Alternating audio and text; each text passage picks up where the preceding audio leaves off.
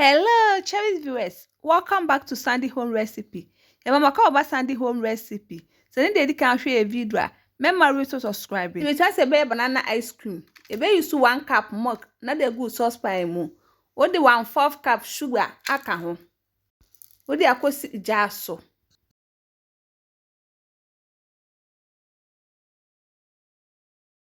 Say umani hu na e reduce kakra.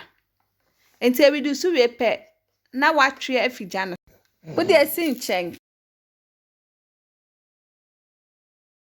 What the banana go ade aba blend wo mu.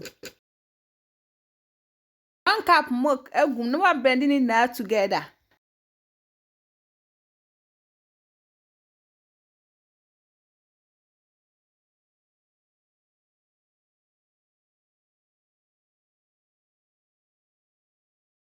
Blender you no kwhwe egu ade mu. Uwia na wo de milk na wono aye no egu mu.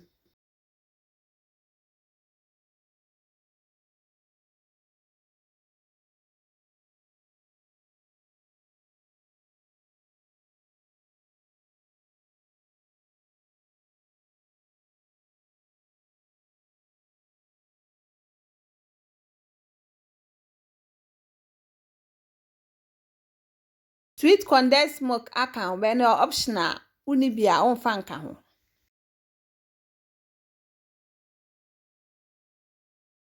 2 tablespoon powder milk. Now the milk ni bia ho no.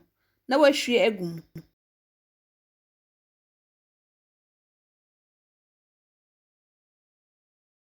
Please, if you are new to our channel, don't forget to subscribe, share, like, and also click the bell icon to get new video we will post. If you know what egu ice cream cup.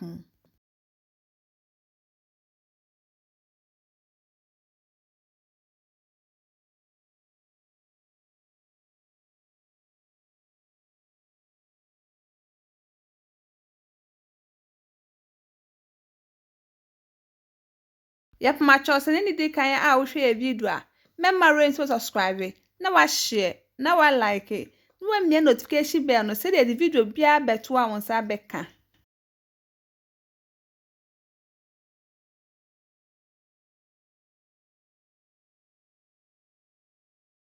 Now this our banana ice cream. Please like this video and subscribe to our channel. Thank you so much for watching.